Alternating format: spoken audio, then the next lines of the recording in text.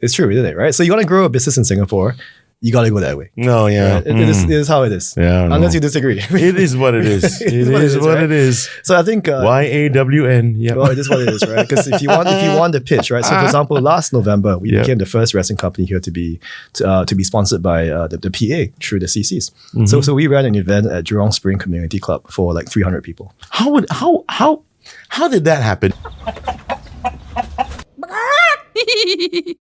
Okay, man. Thanks for being on the show, man. No problem. It's good to be here. Yeah. Good to have you around again. Yeah. You know, I mean, the last time the two girls were here, Sarah and Ming Ray. Ming Ray, Yeah. thank you very much. I'm just so bad with Chinese names. That's okay. Happens to me too. And sorry, Ming Ray.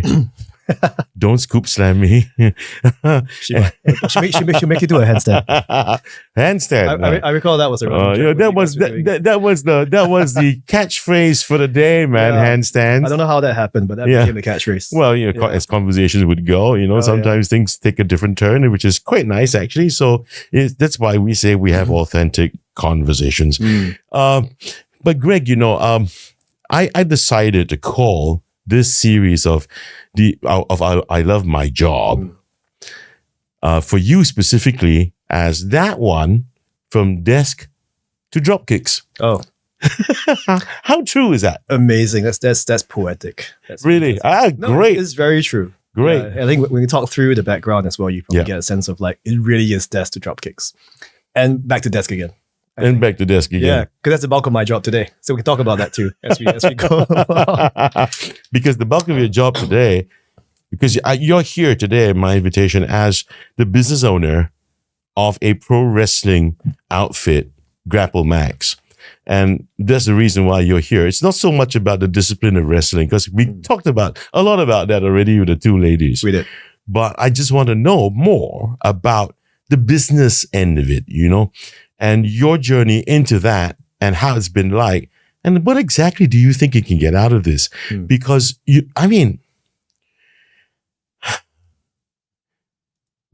it's going to be something like, to me, pardon me, no disrespect, yeah? Chris, leave your full-time job and go into something and do something that could just, most people would think, be a monumental fuck up. Yep. And you end up regretting it for the rest of your life. Did you have any of those thoughts, man? Oh, all the time. Even now, sometimes. Really? I mean, you never know, right? I think it's been a very long journey to get to this point. In fact, I only really went full time into this about 2 years ago. But there's a very long journey before that of running this as a side hustle. Before arriving to the conclusion that the only way for this to go where we dreamt for this to go was to take this full time and just drop like everything else. And the reason why you decided to go into full time, maybe what was going through your head? Was there an internal dialogue that made you decide that this would be the right time, or is it the right time? Could be the right time to go into this full time. What was the motivation behind that? What's going through your head? Yeah, I think you never really know, right, when's the right time to go and launch like a startup proper, especially if it's something which is like people are talking about, you know, all your sexy deep tech, crypto, things which are very high potential for investment. Right. Whereas we're going down to like brick and mortar, not just that, but entertainment, not just that, but pro wrestling, not just that, but in Singapore, right? So which of these are going to be a very sexy investment down the line, right? In fact, you know, one of my core memories was when we first pitched this concept to an interested investor, or we thought interested investor, a friend of a friend. So we sat at the coffee table, myself and my co-founder Dennis, and we pitched the best pitch we ever prepared. Like this was before we ran the school. It was just the idea of this inclusive wrestling promotion. So he sat back, he went, "Okay, is that the pitch?" I said, "Yeah." He said, "Okay, so here's my take, just no offense, friend to friend. What's going to happen is you're going to take my money, you're going to lose all my money, you're going to lose all your money, and I'm going to sue you for losing my money. You still want to proceed?" And I went, "Cool, great. What did you like about the pitch?" so that was roughly how the first pitch went. I think what happened with that pitch? Did he eventually do anything? No, like we just never spoke again because I thought like he was never really keen, I think, on even discussing. I think it was more a case of he wanted to lecture a bunch of kids about, oh, this is what real life is you know like. something? Yeah. I really hate people like that, man. I might be wrong if he's hearing this now, Sunil, but maybe if you're right, if you're wrong, come back and talk to me about it. I mean, if you don't want to, just say you don't want to. Tell him. And it's fair for him to say to whatever he said to you. It's kind of fair. It is. It is. Yeah. But if the intent was to be there just to lecture a bunch of kids, I think that's really not on, man. Yeah, and I say that with no hard feelings. I think it really was very true at that point in time because we had no product. And this ties back to your question about how did we know it was the right time, or we thought it might be the right time. So just for context to your listeners, right? I've been running startups concurrently with GrappleMax for about 6 years prior to doing this. So we founded the company in 2016. And we told ourselves, okay, this won't pay me like a full-time job salary anytime soon. Right. But if we can at least get it off the ground, after 1 year, we're still here and we have some proof of customers.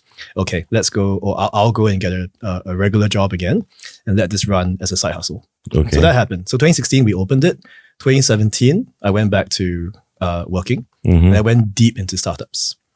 Okay, when you say deep into startups, that's plural, man. You mean the other startups besides GrappleMax? So I think all this was even before all that. Okay, so just for context, I was in Changi Airport Group for 5 years prior to the wrestling journey. Okay. So there I sort of learned, basically how to run like big national level companies. So MNCs. So I was doing like leasing for the terminals, and eventually I was helping to start up the Jewel Changi Airport project. Wow. Which is cool, right? Yeah. So I think that also brings a lot of experience, but it also brings a lot of red tape. And when you're such a huge company with huge responsibilities, you can't be particularly risk seeking, which is great for our airport. I don't really want a risk seeking airport, right? Sure. But at that point in time, I thought, okay, but I do want to be in a place where I can afford to fail and maybe even fail spectacularly because I want it to grow. Right. Wow. But over there, you can't. Over there, you can't afford to. Yeah, you can't. Just allow me to fuck up for a while, right? Because it's the airport. You can't. Yeah.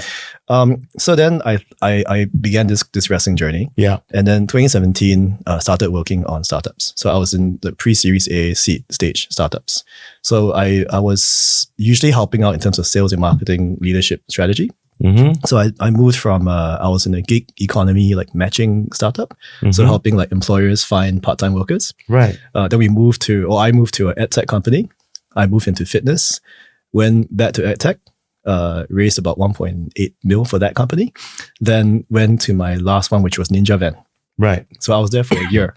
But throughout this entire time, I was also running GrappleMax on the side as a side hustle. And I think what I found over time was that it was quite frustrating because I felt like, why am I always tired and frustrated at both sides? I'm getting annoyed at the main day job, but also I'm not getting what I want from the wrestling company. So for the last few months in Ninja Van, I also had a startup leadership coach. So she was like, having calls with me like once a month to sort of, okay, how are you doing? What's happening? You hired a coach? I did. So I was referred to her through a friend through the entrepreneurship scene. And I think what we kind of came to a realization on my side was that perhaps you're so frustrated because you're spending all your time helping these entrepreneurs who are like you're around your age, around your maturity experience level. You're helping them to grow their startup Series A seed stage, but at the expense of your company. Right. So, and you're frustrated. She said were you frustrated? I was super frustrated. She was. So I do owe her a lot of gratitude, I think, for helping me realize that. I think I knew it all along, but I just didn't want to face the fact, which is, in the end, the conclusion was, no, you have to do this full time. Like you can't possibly, because this is not some idea we had like on the back of a napkin. Hey, wouldn't it be cool, mom and dad, if I would start a wrestling company, right? By then, it's been 6 years. 6 years we've run by that point, like, 40, 45 events. We had a sustainable list of members, but we were stuck because nobody was watching this full time because that person who should be doing it was busy doing something else. So in early 2023, I decided to go all in. So I left Ninja Van and went deep into, okay, now I'm full time. I can't screw this up anymore, right? How do we build a 2-year plan at least to get us to show some proof of wrestling can be a real company in Singapore? Right. Yeah. And it has been 2 years full time, but been around since 2016. So it's been 9 years in total. Yes. 8 plus now. Yes. Almost 9. What kind of growth have you seen of the 2 years you've taken on this full time versus the 7 years prior to this? Has the growth been, does it show that it really is working with you being there full time? Well, it has in some ways and not in other ways. I think the biggest surprise to me was that we increased revenue year on year by a significant amount, but we actually reduced our marketing spend also year on year, which is kind of like the marketer's dream, right? I think so. Our marketing went down 20%, and our revenue went up like 60% year on year. Well, that's good. It's pretty cool, right? So I think that so numerically, I think to get it out of the way, yes, there was some growth in terms of the numbers that mattered. I think what we saw, the main difference really was that the first 6 years, we were always in a shared space. Right. So we were paying like a profit share kind of rental to spaces that were not our spaces. Right. So we moved from, our first space was a circuit training gym in Aljunied. We moved to a Muay Thai gym. We moved to a gymnastics gym surrounded by kids and angry parents who couldn't stand these adults who were making noise and slamming each other and teaching their kids to be violent, they thought. And we thought at that point in time, okay, hang on, like we asked the community, we asked the wrestlers, we asked the trainees, and everyone said actually what we're missing is a space to call our own. So that was the first change we made. So after I went full time, we went searching for places to set up. And so the whole goal was, can we build a place that the region needed, which could serve as the home of pro wrestling? So everything happens here. The training happens like 5 days a week. Once a month, we convert the place into a production studio to do our wrestling shows. Just this morning, we just had a community event to sit down and watch the latest WWE big event together. Right? Yeah. So the whole idea is, as long as you have some connection to pro wrestling, you don't have to be necessarily a wrestler or even the crew. You can be a super fan. You can be someone who just want to hang out with other wrestling fans. And we want the space to be like that. And we think that drove the growth. When you started this business, let's go back a little bit, 9 years ago, when you started this business, there must have been, you see, the means justify the ends. You must have started with an end in mind. There must have been objective or objectives. If you don't mind me asking, Greg, could you name maybe 3? Because I want to understand your motivation. Now, look, listen, man, I've spoken to a lot of people in this 5 seasons, and a lot of people have done mid-career change and everything. And I recognize one seed, which is something that I'm not going to be prodding on today with you. And that one seed is very simple. If a guy decides to move from what he's comfortable, entrenched in, into something else, and then grew that new life and a new career or the new job or the new business, always stems from either the satisfaction of the workplace, politics that people really, being the kind of smug bullies we can have in this country is like any other country. We're no different from anyone else. And then you decide, I can't, fuck this, I'm getting out of this thing and out of this place, and I'm going to do what I either love or learn to love, or could learn to love. Now, I admire more so the people, not the ones that could learn to love, because I think eventually they'll still find something that they suddenly discovered, I actually loved this all this time. Right. And that would have been something so innate, right? You're born with that thing. And that's why I don't want to prod on that so much, because you're doing this simply because you have passion for wrestling as a, can I say art form? You should say art form. Okay, I should say art form. Why should I say art form? Because it is an art form. Why? Well, I think it is to who we're talking to. To some people, it's a sport. And I'm very candid about this because, honestly, in Singapore, it's still so new. Yeah. Sports don't want us. Arts don't always want us to. Yeah. So that was initially a blocker to us. And we thought, actually, let's turn it into a strength, right? Yeah, if you want to say at the Sports Expo, hey, we're a sport. You want us to be at the Singapore Night Festival? Yeah. We're an art. And we'll do a version of it. And I think that's fabulous, isn't it? I think it's a great place to be in. Yeah, it's a great place to be. We sort of turned be. A negative into a positive for us, But I think back to your question before I sidetracked you on the art form part. Sure. You're asking me about basically... So it's not about the passion, but you started the business as a business person, as an entrepreneur, that, I've certainly got objectives in mind, right? Can you name me the 3 biggest objectives when you first embarked on this? Besides the fact that you told your partner, I'm going to get myself a job and then, earn a living and still, be involved in this business and grow it. Then you decided years later that I'm going to go full time because you realize it's better for me to do this full time. Otherwise, it's not really going to grow. You must have had objectives. What would you say today? Let's put it this way, okay? To say a potential investor who's got $1 million to throw into you, into your business, right? And you're going to pitch it to him. what would excite you would eventually also excite him, isn't it? Right. Because they're all shareholders like you. You're a co-founder of the company, and then you got shareholders. Everyone has got to be aligned on some kind of objectives, right? Of course. So what would that be if you were to pitch this today? Yep. This is your opportunity, man. I got 70,000 people listening. No pressure at all. Well, I think the biggest goal for us, of course, was to build a sustainable market for pro wrestling. Right. Before we came along, just for context again, because I know pro wrestling is very new to a lot of listeners. Before we came along, pro wrestling was always, if you want to be involved in pro wrestling, you have to want to become a professional wrestler, right? You got to be a particular type, particular level of mental strength, and you got to watch a wrestling show. You must be a wrestling fan. Okay. So the first thing we did was, can we expand that market? Right. If you have any passing interest in trying pro wrestling, we want this to be that safe first experience with trying it. If you're looking for an alternative sport, if you're shopping around for MMA, rock climbing, bouldering, whatever it is, right? Why can't pro wrestling be in that conversation? Right. So the first part was, how do we create a product which would appeal to someone who is not an aspiring WWE wrestler? And we've done that. The second part is the shows themselves, which is the other product we produce. So obviously people who train perform on the shows. Shows, again, in Singapore used to be very tedious, long affairs, 3 hours of wrestling, and wrestlers you probably don't know much about, right? You're just going there to see people get slammed and maybe sometimes bleed or shout stuff at people. And we thought, no, but we want to create something which not just the wrestling fans would come for, but something which their friends and family would come for. Right. And people who are looking for, some people, obviously we go for nights out at bars, they go out for restaurants. Why not make a wrestling show part of that option? Okay. And we've seen that too, right? So we really built the product for not just the wrestling fans, but for them to bring along friends and family. I mean, Chris, you're a wrestling fan, right? Yeah. I think the hardest part sometimes is, maybe not for you, but it's to bring people along to a wrestling show. You're right. And give them something which you are proud that you have brought them here. Yeah. It's as good as I told the two girls that came here the last time. I brought my son to Raw, WWE Raw. You can say I was at SmackDown. My wife bought me ringside seats. Years and years back at SmackDown, right? But if I were to ask a friend, hey, you want to go watch Raw? And he'll probably look at me and say, are you kidding me? You're out of your bloody mind. Fake sport. Do you get that shit here?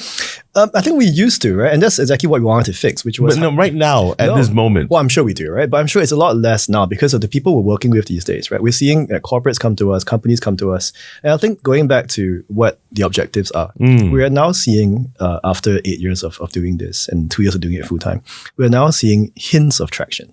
Right. I won't say it's guaranteed traction, but like I say, right, revenue is up, marketing spend is in fact down, so ROI is going up. But I think beyond the numbers, what we're seeing is more and more corporates, companies, event spaces come to us saying, hey, we want pro wrestling here. Okay. If you asked me this question 3 years ago, right, if you say, hey, what's pro wrestling? Oh, the MMA. Oh, the fake one, right? Too violent, right? It's always something that we get pushbacks 3 years ago.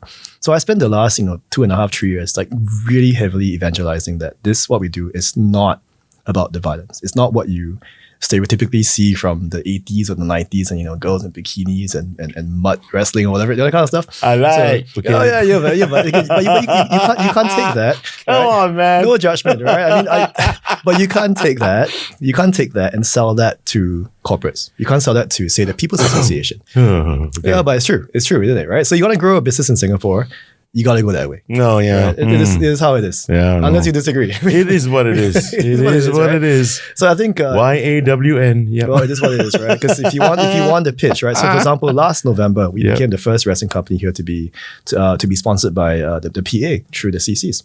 So we ran an event at Jurong Spring Community Club for 300 people.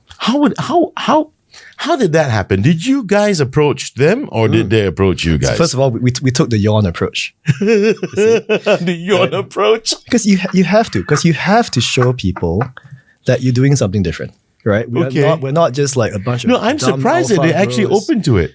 I was surprised too.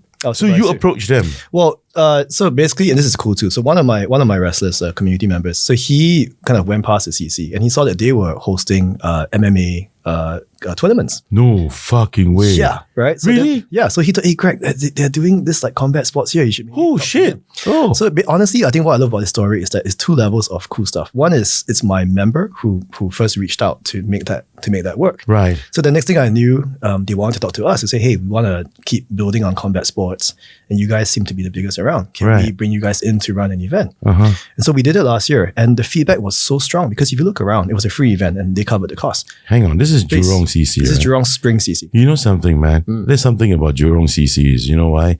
Because every time I hear something cool happening, Yeah. it's happening in Jurong, It's true. in the CC. That's true. Like Kuma. Kuma actually had Kuma, full on Kuma.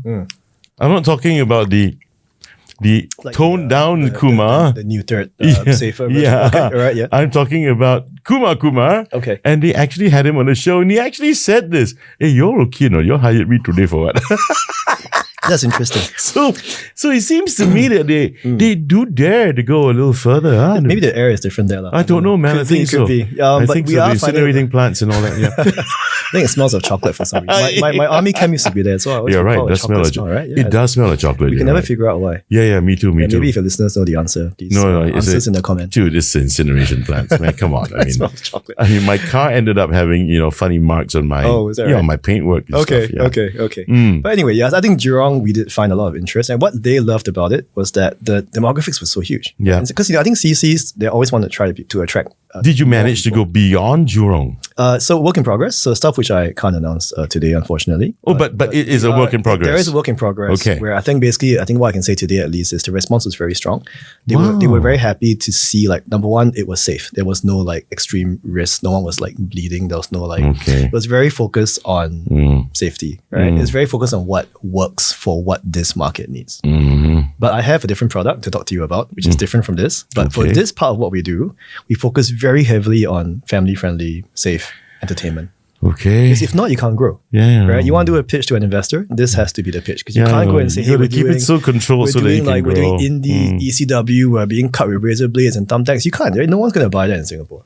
Or in 2025 in this market. Well, in wokeism, in society with wokeism. If you want to bankroll that product, I'm happy to talk to you about that offline. But in our experience so far, I think we kind of know what works, and also it does align with what the company is building. Okay. Which is building a place where everyone's welcome. Okay. So what's the third thing then? The third part, I think, is events that go outside of memberships and shows.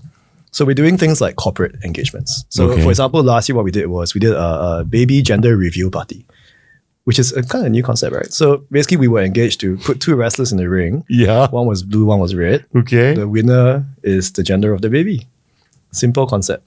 You've actually done that? We did it. And okay, hang on. You should talk to my wife. Okay. You don't know what she does, huh? I do not. Okay, we take it offline. Okay. This is already a great podcast. Wow. Yep. Okay. So we did that, and then then that went viral. So that was it first caught fire on Reddit, and then we were approached by I think it was at least 6 different news outlets in the next 12 hours. So you guys could actually become like a segment in a show program for a corporate event. Yeah, we could. And I'll tell you, one of my big inspirations is pole dancing. What? I'm going to pause for a second there, right? Because so one of my early people I spoke to for advice was someone called Susie Wong. So she, I know Susie Wong. I'm sure you know Susie, right? Yeah. So she helped to bring pole dancing to Singapore and made it fairly mainstream. Where I think they were doing performances in different places. Right. And so for us, one of the goals was, can we sort of take a similar path where this eventually goes in places like corporate events, and can you just bring in the ring or rent our studio and we'll do the event there. So we're currently in talks with a company, and they want us to help them run part of their internship program as like a boot camp using wrestling training to teach the interns things like confidence and how to. May I ask which sector this company is in? No. Okay. Sorry, a bit too soon, but I'll tell you offline. Okay. Yeah, because I'm not sure how far down the path of contracts with. Okay, but they are involved in business, in commerce somehow, right? Yeah. Not into. Okay. Yeah. So completely separate from what we're doing. Right. I mean, it could be an IT company. It could be that kind of thing. Could be. One of those, right? Okay. And I think the point here is that what we're seeing more interest come from corporates, from HRs, saying, "Hey, we want to bring wrestling in as." But is this part of your vision, man? I mean, is it part of your original vision you had when you started the business? So when I first founded Grapple Max back in 2016, what I did before that, in between Changi Airport and starting this, was I went to Japan, which some might know, right? And wrestling has two main markets, the US and Japan. Right. So I went to Japan. So I was there for 3 months. And the goal was to go there and see, okay, what is a true professional, mature wrestling market like? Okay. So I went there. And what surprised me was, so I was training there for in 3 different dojos, 5 days a week. But what blew my mind was wrestling was everywhere. There were wrestlers, faces on the train ads, train commercials. Mm-hmm. There was wrestling shows happening at carnivals, in school halls. And you're not talking just about sumo, right? No, I'm talking about pro wrestling. Okay. My kind of pro wrestling, right? Not sumo.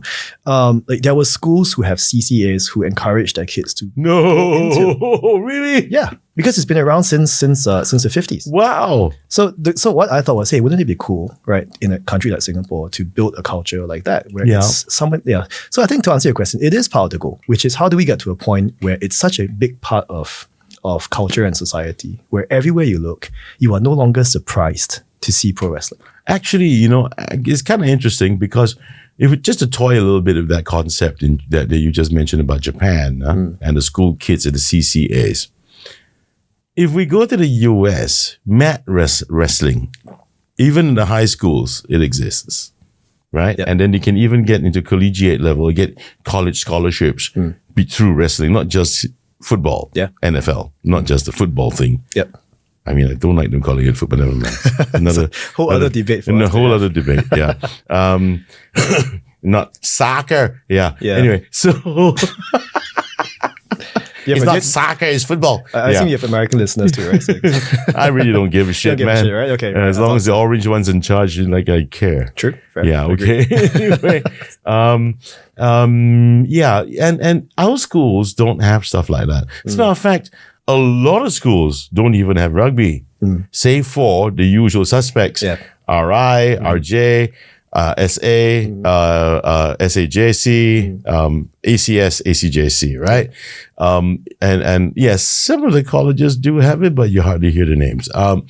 But you know who the usual suspects are, right? And usually the trophies get tossed around amongst each other. Yeah. That's the full contact kind of sport that they have in schools. Yep. But this pro wrestling thing is an interesting proposition.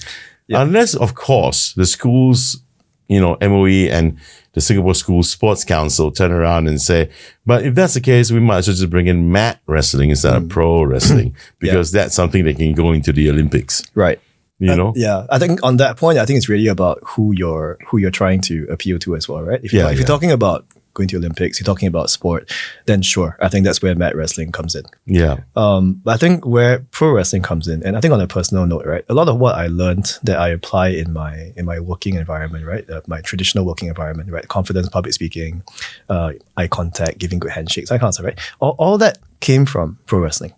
But really, right, because imagine you're putting on a pro wrestling match, right? What are you doing? You're going out. Number one, you're going out there in your spandex underwear. Right. Which takes some level of confidence, I assume, right? Some level, right? Once you go out there, sometimes you got a microphone, do a speech, do a promo in front of 200 people, right? And usually that's live. You go wrong, right? Yeah. And the match itself. So obviously, I assume your listeners know that this is the performance, some might call it choreographed or fake in some cases. But even then, there are parts where you improvise based on crowd response. Because for us, the KPI is you cheer for me if I'm a good guy, you boo if I'm a bad guy, right? And if you don't get that response, work harder to make that response happen. Right. But what really matters as a performer is when you screw up the performance, right? If you forget the script or whatever it is, right? The audience will know, right? They only know what is out there. And think about when you're giving a speech or a pitch or a sales presentation, right? It's the same thing, right? You fuck up your point. You forget slide number 12's point about your year-on-year. That's interesting, man. Screw it, right? People only know what you put out there, right? And everything that we took from pro wrestling, we want people to realize that you can, in fact, apply it to real life. It's almost like a Toastmasters with body slams. It could be, right? It could be. So I think just to wrap up this point, right? So yes, I think overall what we're seeing really is pretty good, right? We should trademark that. Now it's out there. See lah. I made a mistake. Anyway, now we made a mistake. No, that was brilliant, man. Right? But so I think it's 3 things. So I think it's seeing memberships go up, it's seeing show frequency go up, and it's seeing corporate interests come in a lot more than we had before we began doing. So it begins with all this advocacy. I mean, you got to really advocate for people to just, come on, guys. I mean, instead of going to the movie, instead of going for a happy hour thing, just come over and catch an hour plus of our show. Yeah. Right. Yeah. And enjoy yourselves. Yeah. Okay. But don't you think that, I mean, I can just hear the cynics, man. I can just hear, we got lots of those skeptics and cynics who would say, I'd rather pay to watch, something that's a lot more brutal, or I'd rather pay to watch something that I'm not to watch something that is as rough as the WWE. But as you said, in this country's context, in order for the business to continue moving forward, you can't.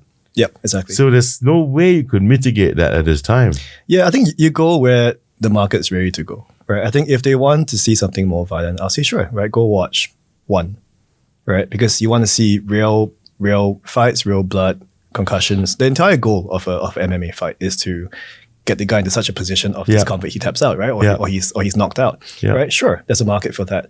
But I think our bet here is that there is just the biggest market for what we do, which is all the thrill of a fight, none of the risk.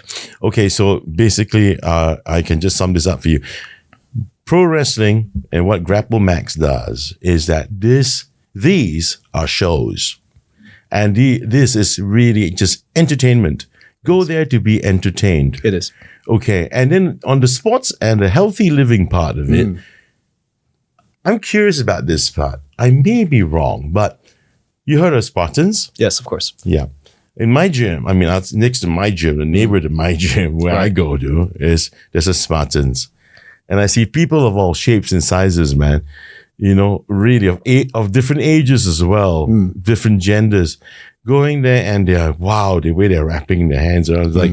It's like watching real boxers doing stuff, wrapping their hands and stuff. Yeah. And then they go there, they train stuff, and all that. And there's a big ring. They get in the ring.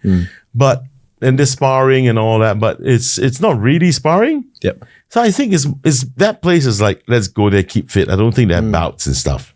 Am I wrong? I think Spartans, they do run some tournaments, but I think what you're seeing every day probably is not the bouts. Yeah. Yeah, it's like come in and get fit through boxing, right? Is Grapple Max like that as well? Come in and learn how to do this? It is. I think it has to be, right? So we were very inspired when we first started by obviously things like Evolve. Back then there was a brand called Vanda Boxing Club on Shenton Way, right? And they were focused very heavily on promoting. Oh that one. And it's like a double height mezzanine, right? So it's a really nice place, and we were very intrigued at how they took what's traditionally seen as a very violent, potentially dangerous sport and made it into, this is for white collar workers. This is for regular people. Yeah, right? Let's come and learn. Yeah. So for us, Grapple Max was always meant to be that version for pro wrestling. Okay. Right. So I think even before talking about, hey, come be a pro wrestler, right? That's a very small market to talk to.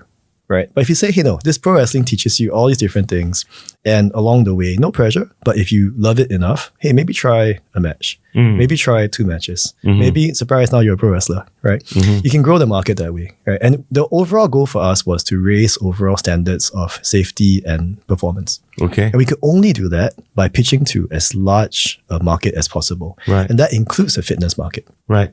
Yep. So that's why we run things like, we run workshops and classes like 5 days a week. And the classes are meant to be a mix of not just the technique and performance, but also, of course, things like cardio, flexibility, how your body can move around. Pretty amazing, because it's it's so flexible, your business.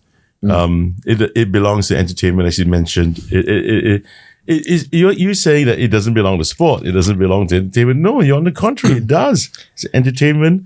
It's sport, it's fitness, it's all that, and even media, roll all into one. Yeah. And I think that's pretty remarkable. I just want to tell everyone here, cameras on me, right, Kai? Yes. Okay, everyone, please, this is not a sponsored episode. Grapple Max and Greg Ho did not pay me.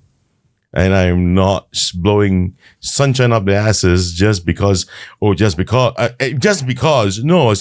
meant what I said. This is not a sponsored episode, okay?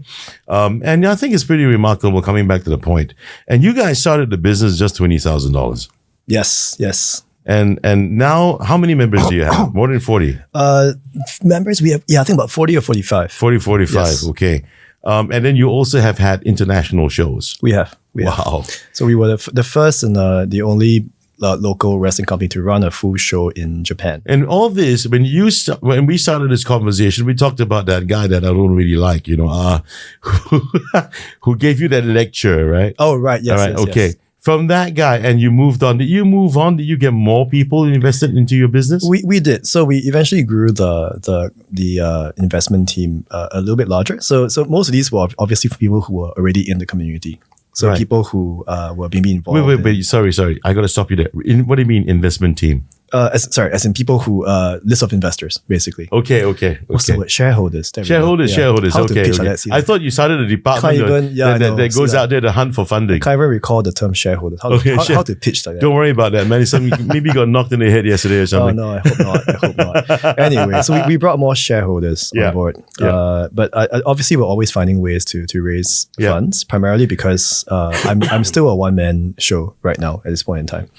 So actually all the improvements we've seen is basically run by one guy doing it full time and a team of extremely motivated and talented volunteers. Right. And then on an extremely bare bones marketing budget.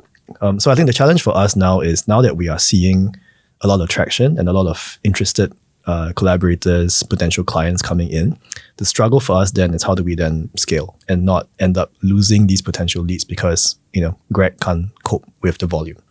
So this is where we're trying to do grow the team, increase marketing budgets. And that's where we're looking to raise some funding down the line as well. Right. Do you guys sell tickets? We do. Okay. And your ticket sales are for your own space? Both. So So the shows are in... Oh, okay. Okay. Let's go one at a time. Sure. You've got your own space. Yes. With your own ring yes. and your own media all set up. Yep. So there is a particular home for Grapple Max. There is. And you sell tickets for your shows there as well. Yes. And okay. And so where is this? This is in Ubi. In Ubi? Yes. Okay. We call it the Ubi Dome affectionately. Okay. Which part of Ubi? Ubi Avenue 1. Ubi Avenue 1, which building? Dude, just give the address, man. 55. I assume it's going to be in the comment in the description somewhere, but sure. It's 55 Ubi Avenue 1. Okay. Or you can just Google for Grapple Max Pro Wrestling and you're going to find it for sure. And how often do you have your shows? Once a month, Once a month? at least. Okay. But that's increasing. Okay. So once a month there. Yes. But you were about to tell me just now that there are Yep. also other venues. I think the exciting thing is we're growing the shows as well in two ways, right? So the monthly shows are sort of like, for those who watch wrestling, these are like our Raw, our SmackDown, like the regular shows. Right. Okay. But okay. we're also launching, we just launched our Academy shows. Uh-huh. We call them the NWE showcase shows. So these are like NXT for those who watch WWE. Yeah, today, yeah. right? So we NXT. have the Academy kids coming in. And what we do is we're worried that as the shows get bigger and bigger and bigger, we lose the original intent, which was to give them a very safe place to start to learn live performing. Because imagine you go from training by yourself in a with no fans, jumping straight to a 200 packs performance. So it's like if you train in Carrington, have your first few games in Carrington. There you not go. to Right? Old Don't Trafford. go Old Trafford, right? Yeah. Although now the main team also is playing like their character. All the So, Liverpool people yeah. probably switch off the damn episode right now. lost you know. interest right Yeah, away. yeah. Also. It's okay. I'm happy with 14th place. It's fine. Whatever. Okay. Anyway, So we have launched these academy shows, which run currently once every quarter Right. on top of the regular shows. But Okay. we also run shows outside. Okay.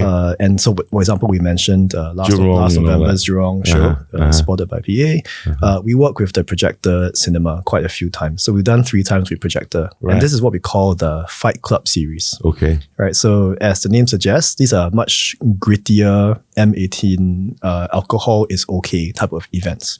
So very different, right? So these are usually like mat shows. So we don't bring the ring to Projector. We bring our mats there. Okay. So it's a much more grungy, like the audience is super close. Sometimes like they're so close that their feet are like on the ring So itself. it's as if it's like going for Fight Club kind of thing, yeah, right? where the audience Or- is just around you. Exactly. So they are at eye level with us and they are surrounding the action. So it's a very Man, different... intimidating, man. It is, right? For the wrestlers too, actually. Because Yeah, it's yeah. so close, right? And I think it's Yeah. sort of like, I always equate it to going from like stage magic to up close, like a sleight of hand magic. Yeah. Because when you're so close, Close up. every angle, right? You can't throw your punches. You can't pull your punches. Yeah. Because everyone can see, right? Oh, see, he missed it from so far. Right. So it becomes a very different skill set, but the feel is so different from the ring shows. Right. That's a Fight Club one. So it's a whole range of different shows based on what's the venue that we're doing these shows in. But again, it's so pliable what you guys do that you can actually do this anywhere. We could. You can even do one. Let's say, for example, I'm just gonna let my right brain go a bit wild. Yeah? But if it's too good an idea, right, keep it offline so we don't just tell the whole world. So like, wait. You mean there are other pro wrestling outfits besides you? The region's got a lot. Singapore's got 3. Right. So I think what's exciting about the region now is that everywhere you see, there are companies popping up to show that look, there is demand for this. Okay. Yeah. So Malaysia's got 2, right? Philippines, I just realized, has got 4. Right. So I think, again, back to the investor pitch, right? It's every country we're seeing now has these companies popping up and attracting fans. So when the investors after that guy started coming in, right? They weren't afraid. They didn't say the same thing that guy did. No, not at all. What did they say? Okay, so I think it helps that 2 of the new shareholders were within the team. So that's okay. Okay. But the one who came from outside. That's what I'm interested in. So here. just to sort of clarify the question here. So I think the one who came in, what he loved really honestly was he just liked the fact that we're creating some kind of impact on people.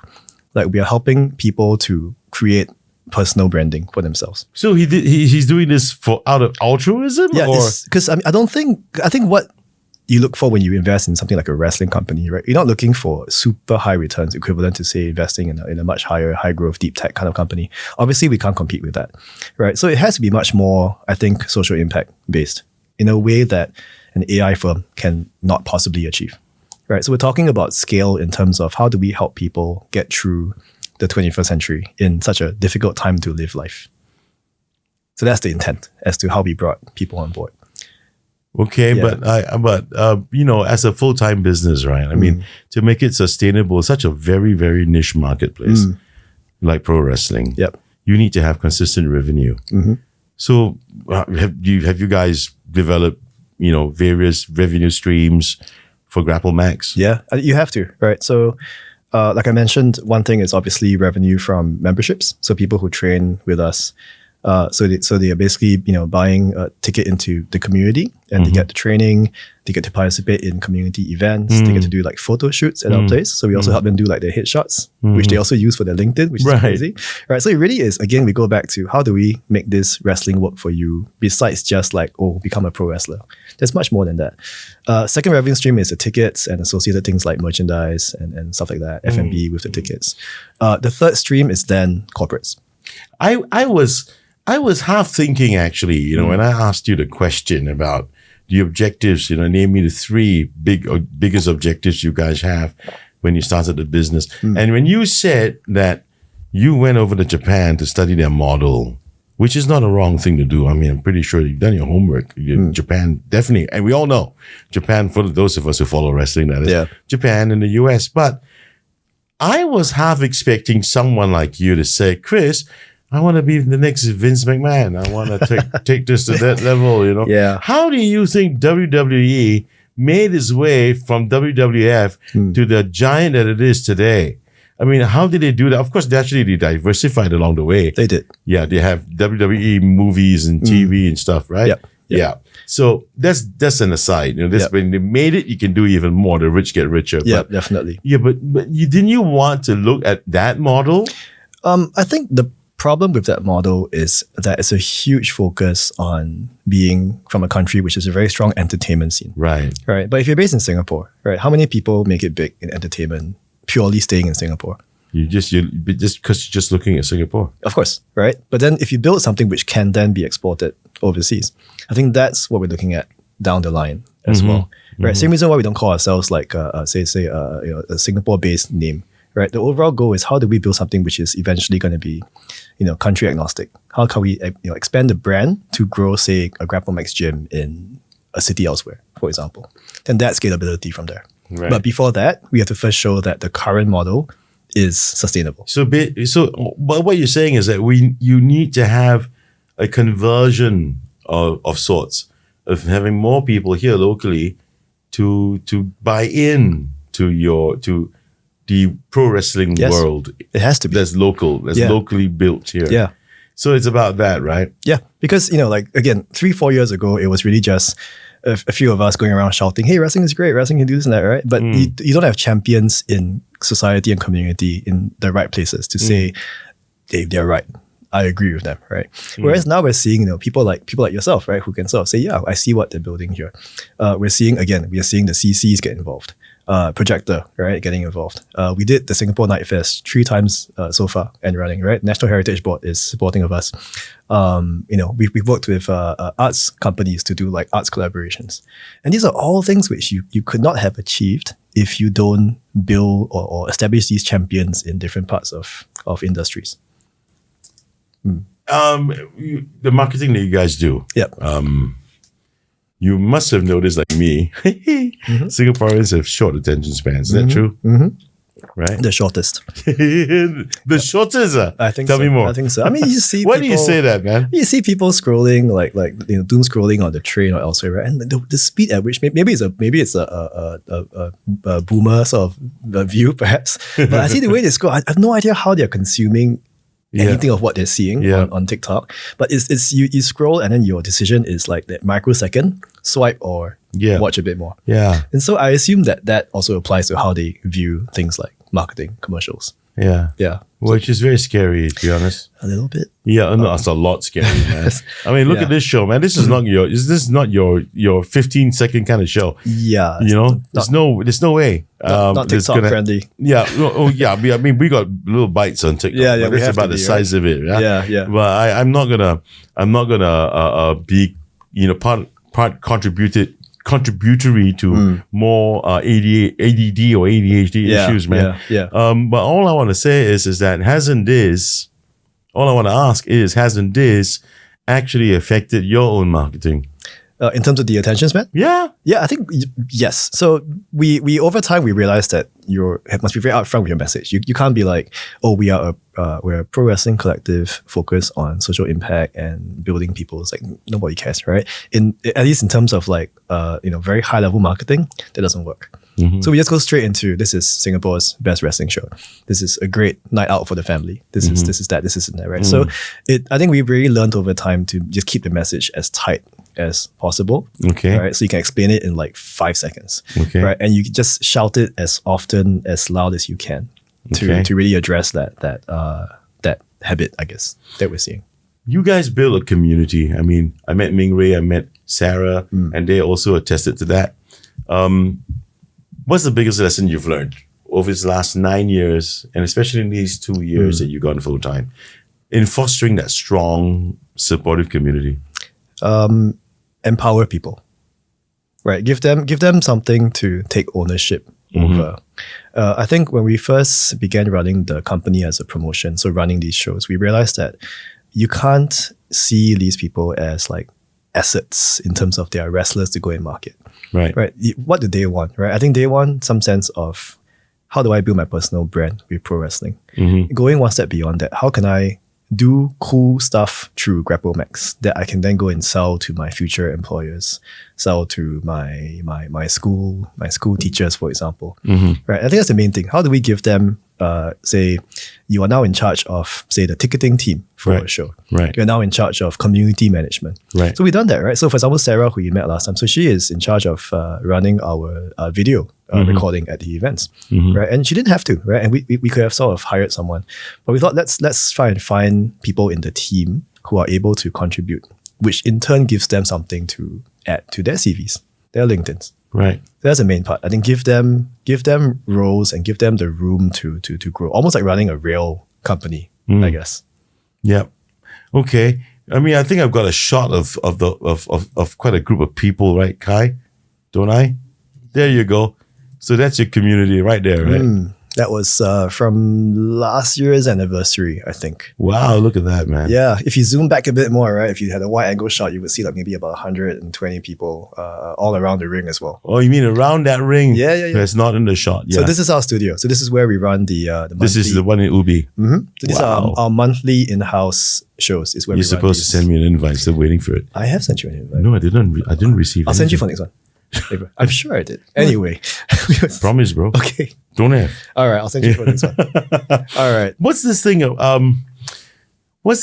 APAC Federation of Wrestling. Yeah, you guys are now a member of. Oh, the APFW, right? So this was an initiative that was started by New Japan Pro Wrestling, which is the biggest wrestling company in Japan. Okay.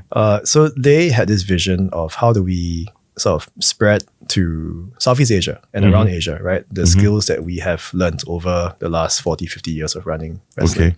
So the idea was to create this federation where there would be things like they'll bring their wrestlers down to train us. They provide training trips for us to go there. And stuff like that for basically just to expose local audiences to like a different level of wrestling. But there's nothing that Singapore can teach them, right? Well, I think in return what they get is they get someone to partner with to facilitate shows that they want to run here. Right. Right. So for example, when they came here 2 years ago, they brought down their ladies promotion called Stardom. And so they ran here at Suntec City at the expo. Right. But we provided the ring and logistics to run the show. So we so- sort of give them logistical So everything support. is very collaborative in certain ways that's helpful to each other. Yeah, exactly. Okay. So that's how that worked. So I think there's a few countries involved in that ourselves. So in Singapore, it's us. Then there's one from Thailand, China, Taiwan, maybe one or two more. I can't quite recall. Yeah. Okay. I saw this video, and it's about kids, man. You have kids in training. You mentioned academy earlier on, Yes. right? So tell me about that, man. I mean, I thought just now you also mentioned parents, next door and when they in the school kind of thing. Yep. Right. Kids are there, and then they complain about your kids are watching violence or listening to violence happening stuff. But then you have a kids academy. Yes, we do.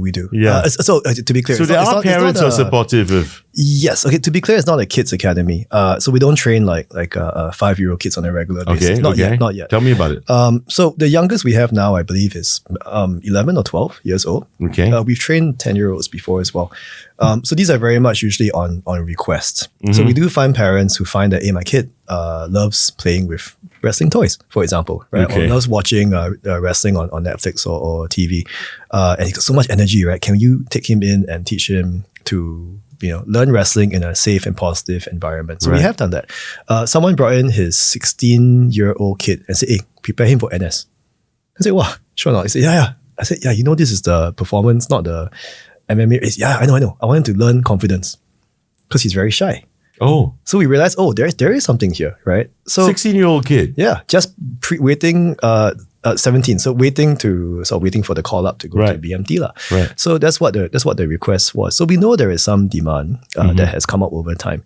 The only part I am not confident in is delivering something without having, say, a partner who has very strong experience in With children. running. Yeah, because that's a very specific skill set. Here's pedagogies. Yeah. Yeah, exactly right. So we don't want to go there and just like anyhow, here's the same thing, but for kids. We think we need to sort So of it's not an adapt that a bit official more. thing. It's not an official thing. No, not yet. Having said that, we have worked with international schools before, and we have trained kids as young as 4 years old. Kai, can we for play that video, workshops. please, Kai? Oh, which one is this? With the kids. Is this one of it? No, I think these are probably Not this one, Kai. 17, 18. This guy is. Is this the one that is labeled as kids? Yeah. This is the one. Okay. So he's still a kid, man. He's 17, 18. Yeah, it's still young. So, Still a teen. Yeah, but not like 5 or so, right? So Well, that's the only video I could find. that's good. We got more. I'll pass you some in future. Hey, hang on a second. You mean that kid's doing all that with you? Oh yeah, it's a good kid. Whoa, whoa. That I mean, come on, man. The same thing I'm gonna ask. That's gotta hurt, right? No, Oh, come on. depends, right? Fucking hell. I could never do shit like that. I'm sure you could. No, I can't. If you- I think the Give me- nerves give in my me, neck is gonna go. Give me like 3 months, we'll find something to Joe, make it work for Joe, you. give me a break, man. you left the door open there for the request. Oh. I think it hurts if you're not well trained. Is what I would say, right? It's like you go to stunt school, like you're not supposed to go through pain on a regular basis. It's not part of it, right? I mean, because look, you break fall, people do that all the time in martial arts, right? So obviously, if you get hit the wrong way, it's gonna hurt, right? So there is some level of, I would say, discomfort, right, that you will go through because Yeah. it's such a weird motion to go through in pro wrestling, Right. right? What we are trying to do is not put it as you got to fight through the pain to get through this, right? Rather than, wrestle smart, right? Understand how this works and protect yourself in every way possible, right? Don't take stupid risks just to go and drive your ego, for You, example. you know what, man? I'm just gonna stand by the sidelines and just watch and enjoy it. That's about the size of it. All man. right, I will see you at our next show. You can Send me the invite because I will. really didn't get the last All one. right, that's my fault. I apologize. We'll make it happen. Okay. If you could go back, if Greg Ho can go back and give you your younger self, the one quitting his corporate job, that guy, not long ago, Yep. one piece of advice, what would that be?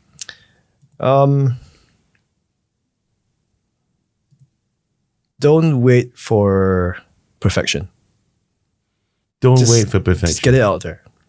Okay. Right. Don't take too long to get it That's the right. most important piece of advice you give your younger self a few years ago before going full time. Yeah, I would think so. Right.